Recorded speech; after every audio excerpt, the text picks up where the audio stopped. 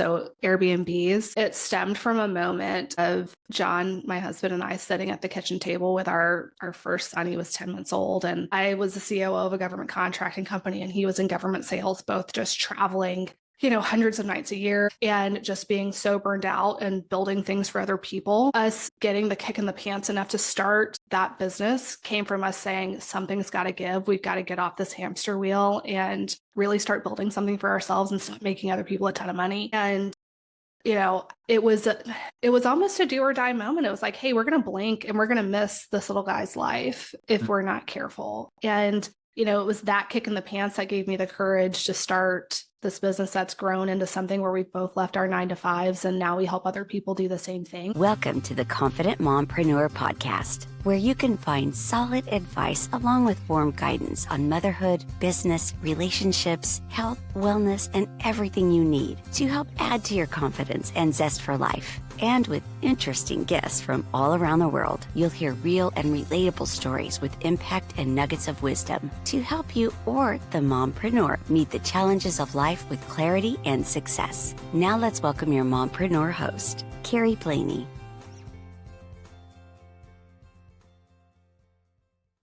Well, welcome on today, Madeleine. I'm so excited to have you here. Thank you so much for having me. I've been looking forward to this conversation. I love chatting with other moms in business. Me too. We were just chatting a little bit beforehand, and she brought up her kiddos, which are just a little bit younger than mine and very young for, being so big in business right now. So I love that we've got some young moms that are out here killing it. Yes, they are. Just turned 4 and just turned 2, little dudes. And I'm still trying to figure out when they stop trying to self-destruct themselves, little boys giving me a run for my money, Yeah. But I've never been more surprised at how efficient I can be. I thought I was efficient before I was a mom. Now I'm just like blown away at the level of efficiency I'm able to do all the things in my business. And my husband jokes, he's like, every time we have a baby, we get a new business. And I'm like, well, I think we're gonna stop here because I'm at my max. So Fair enough. No, I think that's so true and such a good point. And that's why I love having these conversations with people, because it's so amazing, like the things that moms are able to accomplish. It just like blows me away, because I think so often, people have this idea of motherhood and that they have to like give up themselves in motherhood. And I love that we're able to kind of come back at that and say, do we really actually? Because we're incredible at what we do, and we can be really great moms and really great business owners, people, all of the things. And so I love that. Thanks for saying that. Absolutely. I think, necessity is the mother of invention. And us starting our most recent business, which is our short-term rental property business, so Airbnbs, it stemmed from a moment of John, my husband, and I sitting at the kitchen table with our first son. He was 10 months old, and I was the COO of a government contracting company, and he was in government sales, both just traveling, hundreds of nights a year and just being so burned out and building things for other people. Us getting the kick in the pants enough to start that business came from us saying, something's got to give. We've got to get off this hamster wheel and really start building something for ourselves and stop making other people a ton of money. And, it was almost a do or die moment. It was like, hey, we're going to blink and we're going to miss this little guy's life if we're not careful. And, it was that kick in the pants that gave me the courage to start this business that's grown into something where we've both left our 9-to-5s and now we help other people do the same thing. But, I didn't think that I wanted kids. And then I had a change of heart, and I could not be more thankful for them and the inspiration that they've provided. And I think it's only allowed me to explore like the deeper recesses of my soul even better, just from all that they have exposed me to. It's just been such a wonderful experience. Mm-hmm. I feel like there's so much that can be said about like the things that we learn from motherhood and the things that we learn from entrepreneurship and how they just like constantly seem to feed off of each other. Yes. And doing both of them makes us better at both of them at the same time. I completely agree with you. A lot of the people on my team and our coaching business, one is like a very new parent, all have like either young kids or no kids at all. And I'm like, well, listen, this is how I applied this, lesson with my 4-year-old, and it still applies to adults. Like, this is how we deal with people. Like interpersonal adults have big feelings too. And Sometimes you have to gentle parent your clients. All the time. All the time. Sit with them and be uncomfortable. And I'm like, all right, it applies in both. That's so funny because I was literally just having that conversation with one of my coworkers the other day because we're kind of split down the middle where half of us have kids and then half of us are childless. And it's just so interesting the perspective that parenthood brings into it. Like you speak into them what you want to see. Our most successful clients do this, that, and the third of like, not stop doing this. Yeah. They apply to both, which is wild. Yeah. That is so funny. No, I love that. And it's so true. But I love that you talk about like the kind of time freedom being a part of the reason why you decided to do that and making sure that you have more hands-on time with your kiddos, which I think is what really drives a lot of mompreneurs to do whatever they're doing. And then sometimes that then leads us into, but now I'm a business owner and I feel like I have to work 24/7. How do you balance it? Yeah. So I mentioned, that moment of like, do or die, we've got to make a change. So we started and opened our first short-term rental. And because of my like marketing and COO experience, we did a really good job. I'm going to like pat myself on the back because I don't think enough people do that for themselves. I'm going to say, yes, I did a really good job with it. And it was so successful that we scaled to 5 more properties in 6 months. Wow. And at that point, I had to put on my COO hat of like, all right, how do I not create another job for myself? And so we were very intentional about creating those systems, those automations, using AI, building it with the idea that I was going to promote myself out of every single job. Mm-hmm. And when you're starting something, I think it's hard to think like 10 steps down the road. And I'm hesitant to say even things 10 steps down the road because I want people to think with the next best step. It's not be an analysis paralysis, but document everything that you do the first time, because the idea is to promote yourself out of that role. And if there's a way to add an automation to it and a software that's going to take the manual task out of it, do it and set that up from day one, because that's how you don't turn your like 5 to 9 into your 9 to 5. Like you just don't want to have another job for yourself. And we were very intentional about that. And so now, even with 16 properties in our portfolio, I spend less than an hour a week in that business. Oh. And part of that was the systems, processes, automations piece, but I also were able to bring in really strategic team members.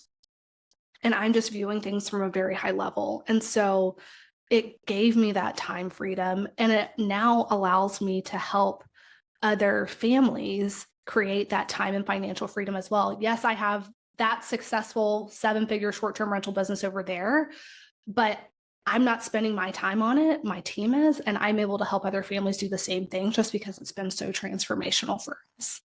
Yeah, which is amazing. Well, and I love that those are the things that you really think have skilled you up, because they're all things that we've talked about here on this podcast, the systems, the processes, the hiring, all of those things that really take us from entrepreneur to a CEO. Totally. It's small changes. Well, and the other thing that you may have spoken about it on another episode here, but what I don't think is talked about enough is like, as moms, the external pressure and a lot of times the internal pressure to feel like we have to do it all, and it's just not, it's not realistic. So like I haven't done laundry in 14 years because I figured out what my hourly rate was. And I said, I can make more money if I'm doing something that's the highest and best use of my time, and laundry just frankly isn't it. And people are shocked. And I'm like, why are you shocked? It is literally $1 a pound for wash and fold, like $30 a week. Outsource that nonsense. We think about outsourcing things in our business all the time, but outsource stuff at home, especially as you grow, like promote yourself out of that role. Your kids don't spell love, Love, they spell it Time. And if that's keeping me from spending time with my kiddos, like that's got to go. No, that is such a good point. And I agree. It's not talked enough about, because we do talk about these things in our businesses. But again, it all flows back and forth between the business and the personal, especially as, mompreneurs. There are so many lessons that we can take and implement in our home lives too. And outsourcing is a huge one. House cleaning, laundry, meal services. It could be so many different things that are huge time savers. And it's exactly what you were saying earlier. Like they both bring out like so many overlapping skills with both, but the outsourcing piece, I don't know why it's so hard for us to feel like it's okay to outsource at home. It's because we've been conditioned as women to believe we have to do it all by ourselves. Yeah. Yeah. Well, you brought up your business. Let's talk a little bit more about it. What is your business? What do you guys do? And how has it grown over the last few years for you? Yeah. So kind of falls into two camps. So we have our actual property portfolios called MHM Luxury Properties, which is our like physical properties that are Airbnb, short-term rentals, all Airbnbs are short-term rentals, but not all short-term rentals are Airbnbs, if that makes sense. So short-term rentals is kind of the overarching terminology for you guys because there's Vrbo, there's Airbnb, there's all of these different platforms that you can book a short-term rental on. Short-term rental is like 30 days or less. So your typical vacation rental. So we have 16 of those. That's our properties business. Where are your 16 properties located? Georgia, Tennessee, and Florida. Okay. So you guys kind of have it separated through several areas. Several areas, multiple different markets, not all traditional vacation markets. Some kind of boring. Our hometown is Athens, Georgia, which is where the University of Georgia is. And I love some college towns for short-term rental investing because the university just brings that kind of steady flow of people coming into town. Mm-hmm. And it's funny, we cover all of our expenses for the entire year for that property in 6 home football game weekends. And then we stay booked 80% of the year. Wow. On top of that. Yeah. So it's been really a phenomenal experience there. So that's one business that we have. If you guys want to stay with us, you can find us at MHM Luxury Properties on Instagram or our website.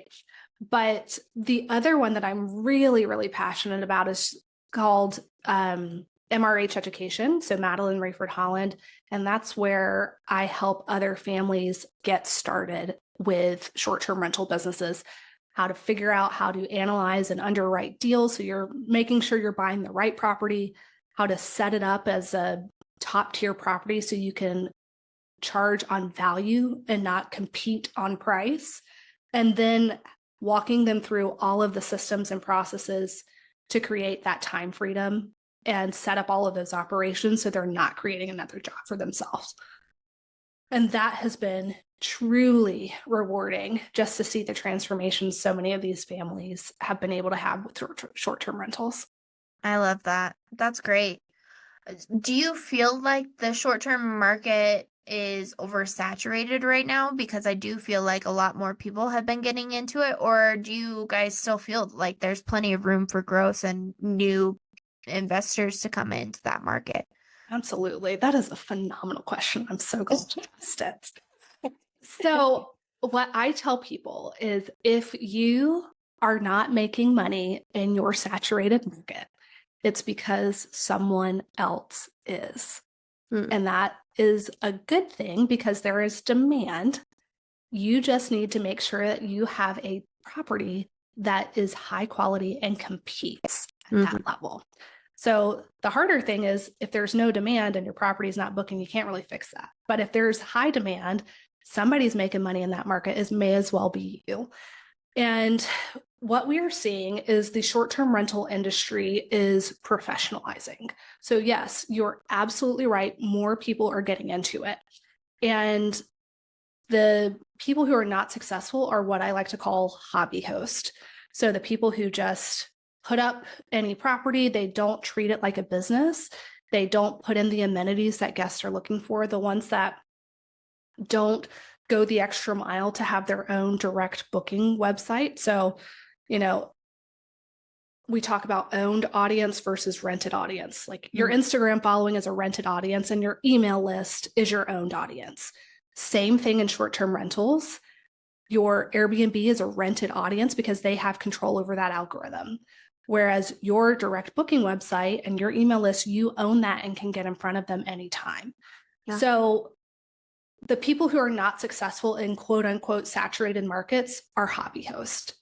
And what I do is make sure that anybody who's getting into the short-term rental space are coming in as short-term rental professionals, knowing how to actually treat it like a business. So they're not falling into that hobby host trap and having to lower prices because they're competing on that price because they're not providing that value. And then capturing emails and then sending people to direct booking, then they're not even going back to Airbnb and seeing your competition. Yeah. So treating it like a business is the key to not being stuck in that trap. That makes so much sense. It's all about how you can differentiate yourself within those markets. Totally. And a lot of people have their own unique giftings and talents that they bring to this. And I'm all about finding out what you love about the short-term rental business, doing more of that, outsourcing the rest, but making sure that whatever market and whatever budget you have, you pick a market based on your budget so that you can have a top tier property in whatever that is. I don't care if you have a quote unquote small budget. There is a small town somewhere that has a nuclear plant that is bringing people in, or a hospital, traveling nurses, traveling doctors. Like the key is to have a top tier property in whatever market you choose. Because once you're that top property, you can charge a premium for that and you can succeed. That was going to be my next question, actually, was how you choose what markets you get into, where you buy these houses or whatever it is that you're turning into these short-term rentals, and how you go about getting funding to really start this up and make sure that you have enough to not only secure the actual physical house, but also to put in the amenities and really make it so that it's one of those kind of top tier locations like we were talking about. Absolutely. So the first thing that we do when we start working with a client is we have an initial deep dive call. And what we're finding out on this call is, all right, how much cash do you have on hand? Do you have a HELOC on your house? Like, this is where these are lenders that specifically work with short-term rentals. They get creative with the financing with your debt to income ratio. We're connecting folks with that. And once we've had those conversations and we've determined like what their cash on hand and what they're pre-approved for with a loan, then we're saying, all right, the limiting factors are cash on hand here. You've qualified for a 10% down second home loan and you have $50K cash on hand. Great. So 10%, $50K, that would be a $500,000 note if we were going to fully max that out. Realistically, I think with a $50K budget, we're going to go like $375, $400 is what we're looking for. We have some amazing software that we can plug in some of these numbers of like, all right, this is our budget. This is the area that we're looking in. We typically tell people to start their search between 1 to 3 hours from home. Let's see if there are any hidden gem markets in that budget. So we plug it into the software and it says, all right, based on this, these are our top performing markets based on, all of these criteria. We click into that market and we say, all right, what's performing best here is a 3-bedroom, 2-bath. There we go. We have a buy box. Then we start researching that market, seeing what the top performing properties are doing in that market. Are there any, standout things? Is it a mountain market? Do we need to have a hot tub?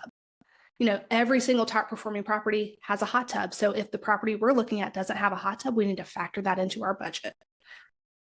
Looking at these nuances, it's an art and a science. And it's all about that market research. Absolutely. And teaching people how to do that. We want to teach people how to fish, not just fish for them.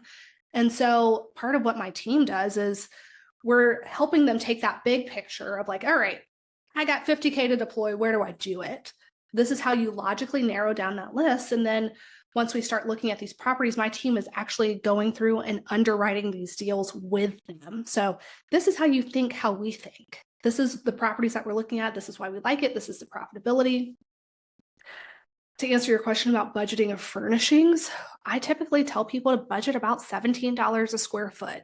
If we're having to come in and from bare bones, furnishing wise, $17 a square foot, that is without an interior design budget. Like paying a professional to design it for you, which a lot of times it does make sense if it's a competitive market, but $17 a square foot is kind of that sweet spot number that we found to do it right. Makes sense. And then, it's off to the races. That's how you take it from big picture down to like, this is what we're doing. Yeah. Great.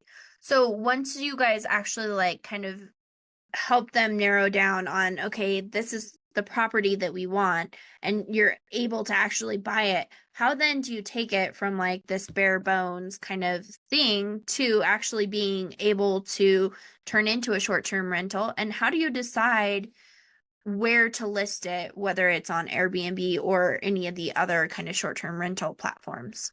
Yeah. So part of that, piece of that market research, we understand in that market, we're going to need to make sure, let's use the mountain property as an example. We've said, all right, to be successful in a mountain market, you need to either have a view or you need to be on some sort of creek water situation. It checks both of those boxes. Yay. But it doesn't have a hot tub. So we're going to need to add that hot tub because we know every top performing property has. We've probably also gathered some data like, okay, the other top performing properties all have, white kitchens, but some of these other ones have way too much bear decor in the mountains. We need to call animal control for all the bear decor. So we're not going bear decor. We're going to try and stand out in another way. We're helping them think through this process of like, what is that balance between providing the amenities that everybody wants? Like, what are the data points here versus how do we stand out while still hitting those data points? Mm-hmm. We help our clients think through all of those things, but it's that art and the science, like notice the things that the properties that are performing well are doing well. And then realize, all right, some of the things that aren't so fun, like everybody kind of puts up with the bear decor in the mountains, but do we actually like it? No, we don't. So let's do that differently. And that's where you bring your own unique giftings and talents. And if you're like, I'm not good at design, then let's hire somebody who is, so we can stop the scroll there. And then as far as like how to decide what platforms to go on, I am a big proponent from day one to get a property management software. So think of it like if you're looking at a wheel, it is the hub or like the hub that everything goes through, and then the spokes come out from there. So the property management software has a unified calendar that syncs with Airbnb, that syncs with Vrbo. I would absolutely have your own direct booking website, Airbnb and Vrbo to start. And then you can start looking at booking and Marriott vacation rentals. And like, there are hundreds of platforms, but the ones to get started are definitely to have a property management software from day one, Airbnb and Vrbo, and then make sure that you have dynamic pricing in there. So what that does is it takes all of the data of the properties and the hotels in your area, and it adjusts your prices based on supply and demand. And it does that automatically in the background, so you make sure that you're not leaving money on the table. My team is phenomenal at teaching people how to actually look and read that so it can go in the background and make sure that you're not losing money. So, funny story, I shared that Athens, Georgia, we make our mortgage payments and our expenses in 6 home football game weekends. our first home football game, with the one property that we were open, I listed it. We went live during football season. I listed it, and I almost immediately booked at $750 a night. And I was like, hot dog, I am on to something. I didn't have any dynamic pricing. I was so new, hadn't cut my teeth in that yet. And I was like, that booked immediately. Like, we are really on to something. So by the time next football season had rolled around, I had learned how to do dynamic pricing, adjust that, see the neighborhood data. I realized I should have charged $2,200 a night with a 2-night minimum. One of those expensive mistakes that I didn't realize was expensive at the time. I thought it was amazing. You were killing it. Was crushing it, But I just think that's part of the reason why it's so important to, if you're going to take a dive into something like this, one, mitigate risk, but two, get somebody who's gone ahead of you and made those expensive mistakes so you don't have to. Yeah. No, I feel like no matter what business you're in, we've all had like those things where we're like, I don't even know what to charge for this. And then we think we're charging like way over what it should be. And then it's gone. Yeah, true. Like that happened way too fast. I left some money on the table. Yeah, exactly. That's crazy. I love that you talk about like having a hub though, because that was going to be my next question is how to make sure like calendar wise that you're not double booking or overbooking. And then how do you manage properties when you live so far away? So if a problem arises, what do you do in those situations? Because obviously if you have a house that's 5 hours away and the client just happened to lock themselves out or something, how do you deal with some of those situations? Yeah, so those are all things that can be mitigated. So automatic door locks are one as far as the guests locking themselves out. We use a Slage on-code lock that we have full access to from our phones. So we are able to lock and unlock. We actually have it where it's done automatically, that through that hub software that it programs the door lock to the last 4 digits of their cell phone number, and it activates 15 minutes before check-in, deactivates 15 minutes after checkout for safety reasons. So logistically, that, and then of course we always have like a lockbox, hide a key somewhere that nobody knows about in the off case that the door lock batteries run out or something crazy. I can count on less than one hand how many times that's happened, but you have to rely on your boots on the ground team. So what you need is a cleaner that is amazing, and laying out those SOPs for them and having a very clear manual for them, and then a handyman. Like those are the 2 main things that you have to have if you're going to manage remotely. And people are like, well, what about like HVAC? What if I need to go over? And I'm like, when was the last time you had a plumbing issue and you actually fixed it yourself? Very rarely. Yeah. So you're going to do what you would do normally and pick up the phone and call a plumber. Phones work 5 hours away. Find yourself a plumber to go fix the problem. And then if they made a mess, call your cleaner. Like really, as long as you have a cleaner and a handy person, like you're good to go. Even in my home market, like there are properties that I haven't been to in 6 months because we ask our cleaners they always upload timestamp photos of their clean. So one, if a guest complains, we say, actually, this is what it was 2 hours ago when they left, just kind of those tricks of the trade that you learn. So yeah, that's really how we manage it remotely. Good systems, SOPs, and good boots on the ground team. Well, again, that goes back to exactly what we were saying at the beginning, that those are really the keys to growth in whatever business you're in. But like specifically for you guys, it's super important and allows you to be very hands off. Absolutely. And my team of, virtual professionals, we use monday.com. We have, our operations checklist, what's done daily, weekly, monthly, quarterly, annually, and we execute the plan. Once you have the plan, it's easy to execute. No, that's so good. What are some of the things that you wish you had known that you now help clients realize in their start to this kind of short-term rental journey? You don't have to be an expert to get started. find your community and your tribe of people who are doing it and find them fast, because your circle of where you are now may not be the one, like they may not be going the same place that you're going. And so you get a lot of peanut gallery folks of like, well, you got a good thing going. People told us we were crazy. Why are you investing in real estate? Like you both got great jobs. You just had a baby, all of the things, chirp, chirp, chirp, chirp, chirp. But finding the people who were building what we wanted to build and getting in those rooms were the biggest game changers for us of like, hey, it's possible. You're not crazy. Just take the next best step. This is what worked for me when I was in this phase of my business. Like the value of that is something that I wished I would have had when I was getting started. But also knowing I don't have to be an expert, like just take the next best step. Mm-hmm. Don't try and figure out 20 steps down the road. Don't figure out how to run operations for 15 properties when you're trying to get one. Just get the first, Mm-hmm. The rest will sort it out. Yeah. Well, and it's hard, but it's kind of important to be able to find that balance between just like taking the next step and making sure that we don't get caught in that kind of analysis paralysis state.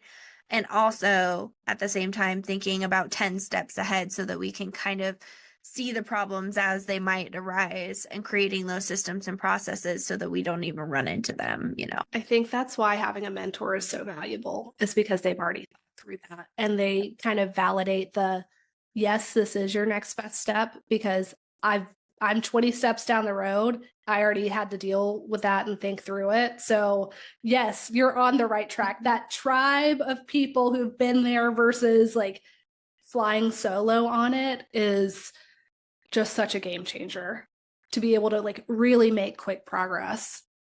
Yeah. I feel like real estate just in general is kind of a very scary, not really scary, but kind of overwhelming, area to get into, especially for a lot of women where maybe we haven't been super involved in financial decisions or anything like that. Why do you think this is a great place for women to get involved and to really step up? Well, what I love about short-term rentals specifically is that it provides a high ROI for the time spent, but it can be automated very easily, specifically in short-term rentals. And for women, it encompasses a lot of the things that we are naturally good at. And I don't want to stereotype, because not everybody's good at like hosting and welcoming people, but we are very detail oriented. Like we think through the minutia. And I think part of my success with designing properties is I design for me. So we have the pack and play, the sanitized toys, all of the kid stuff, and like bringing that into this business, like it's a lot of things that we're really stinking good at. Like we know what we like in a kitchen that turns into a brand standard. Like we know what we like, and being able to have significant cash flow for a short amount of time, excuse me,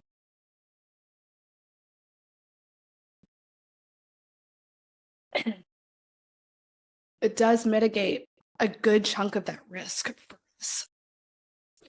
And once you know how to do it, it's a repeatable process. Mm-hmm. Yeah. Well, and women are also really great at being able to multitask and think about things in like a very like broad perspective and not just like this tiny little narrow box that men typically like to live in. Right. Right. I've seen so many moms come through our program. We work a lot with military wives who highly educated, but have to move around all over the place. Yeah. And they never feel like they can build a career for themselves because they're traveling with their spouse. And they're like, I want to be able to pour myself into something that's not going to go away when I have to move the next time, and, something for a mom to be able to say, I can continue to build this. Really, the only part that's really labor intensive is the setup of a property. One, that can be outsourced, or two, you just know for a 2 to 3 week period, it's going to require a lot. But beyond that, you can set it up to run in just really a few hours a week and have the flexibility of like, all right, family life is going to be a little hectic for the next few months. So I'm going to run on autopilot for a little bit, but then I get a break. Maybe I can acquire another property, set one up and get it going. And it just continues to build on itself, which is really just a beautiful thing. Yeah. It's great. Well, and again, the freedom that you're able to create from something like this, especially for like people who are traveling all the time, like that's amazing. What would you say is like the time kind of constraints that people should look at for getting their money back? Because it is a really big investment kind of upfront. And then to be able to then kind of build on to that and either buy a second property, third property, whatever that kind of timeline looks like. Yeah, so Sure, it it's a great varies question. by. It varies by the budget for sure. But we work with a lot of people who are high income earning, like 9-to-5ers. So they have a pretty substantial tax burden. And there's something called the short-term rental tax loophole that allows you to bonus depreciate and do a cost segregation study. And it's getting really technical, but if you're in that stage, like either come talk to me and my team or like look up short-term rental tax loophole because it's really powerful. One of my students I had a call with yesterday purchased a property in Florida last year. And we negotiated the deal so well, he went in with $70K in equity, which was amazing. Wow, great. And then he's been cash flowing about $1,500 to $2,000 a month. So that's after all of his expenses are paid, $1,500 to $2,000 a month, cash flow in the bank. And he just got his cost segregation study, and he was able to shield about $110,000 from his personal tax return. Wow, that's great. So I believe his initial investment on that property was under $100K. So when you're looking at these numbers, I want people to win on equity, appreciation of the property, as well as cash flow. And the fourth bonus, tax. So less than a year for him. Wow, that's Because he would great. have been paid Uncle Sam. Yeah, that's great. Well, and as a finance professional, I appreciate the tax implications and making sure that people understand that too, because I do think that that's a big worry for people, and especially if you are, able to create a business where it has a lot of like income flowing in, but it can also be used to just like reinvest in more properties and saving it's the same as making it, folks. And there's a lot of pieces to that puzzle, and you have to look at the whole pie. Yep. Well, so now you've kind of transitioned from really being hands-on in that business to now creating more of a coaching business where you're helping other people do this. How much time do you spend doing that? What kind of programs do you have? What are the biggest takeaways that you want people to take away from your programs? Yeah, we have a couple of different like avenues for that. And so my biggest commitment for everything that I do is quality over quantity. And so when I was getting started, I spent over $50,000 on my education, only to be disappointed with really generalized big picture information that I had a really hard time taking down to my situation. That entire conversation that we had about finding a market, narrowing it down to budget, was something that was never had in any program that I was a part of. And I got into analysis paralysis because I didn't know what a good deal was and a good deal wasn't. Yeah. And that's why I created the programs that I wished I would have had when I was getting started. And so our main program is called our Streamline Your STR program, and it pretty much takes people from zero real estate experience to hero. So you don't have to know anything about it. We will teach you how to narrow down your market, find the money, analyze the deals, set it up for physical success and then digital success. That is a 1-year program with one-on-one coaching. And then we have our Elevate program, which is specifically for people who have 1 to 3 short-term rental properties already, but haven't set it up for success. So no systems, no processes. They may only be hosting on Airbnb with no direct booking. They don't know how to market their property. They don't know how to add multiple streams of revenue. So we're coming in for 6 months. It's a very small group cohort, about 10 people. But they already have the acquisition part done. So they're already hosts. They kind of have their feet wet in it, but we're going to come in fast paced, get your stuff in order. Yeah. And then I have some self-directed courses. I have a marketing masterclass. I have Airbnb on autopilot, which is acquisition, all of the main components of our streamlined program, setup, digital setup, but it's no hand-holding with it. And I just found that people are most successful with somebody in their corner giving them the confidence, that tribe around them saying, hey, you're making the right choice. Don't worry about it. The accountability with that is just the main thing. Yeah. No, I think those are all really great options. And I love that you talk about, the newbies that have literally no experience, and then people that are ready to take it up to the next level, and how you guys have created programs really from start to finish. And occasionally I do live workshops, which are more people. I've got one coming up March 3rd through the 7th. It's called our Elevate workshop, and it covers the topics that we cover in our Elevate program.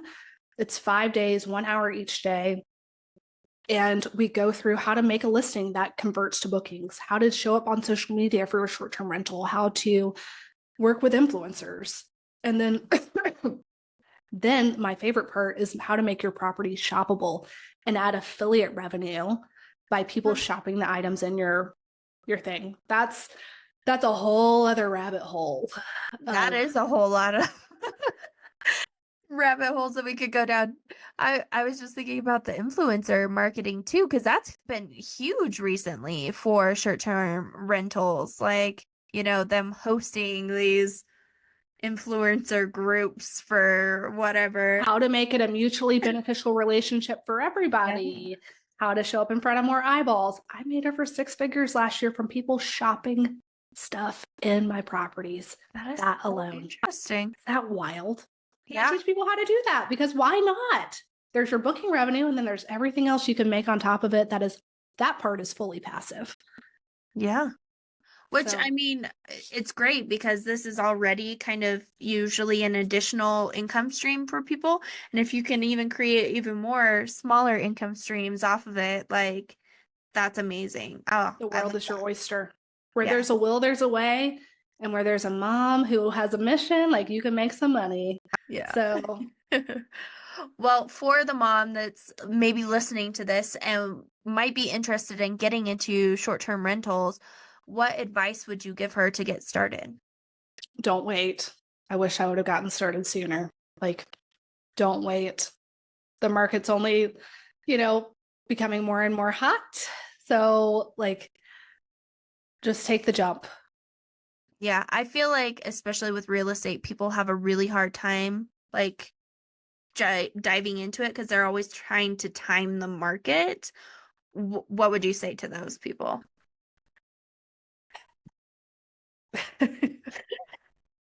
Oh man, I feel like the excuse of the day, let's put it this way, the excuse of the day is that interest rates are high.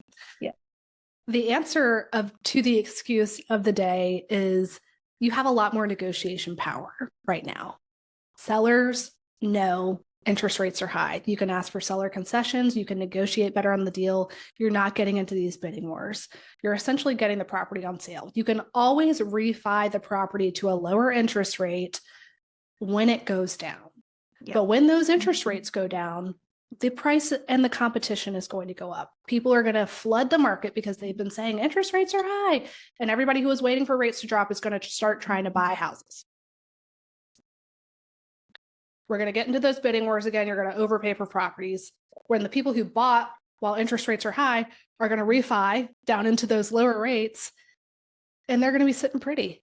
The thing is, if you know how to underwrite a deal and analyze a property and the numbers work at this interest rate, they're sure as heck going to work when interest rates drop. Nope. So good. So don't wait. when we'll say this and like put a cherry on it. When you are looking for an excuse, any excuse will do. Yep. It's true. And I think too many of us spend too much time making excuses instead of creating action. So this 1,000%.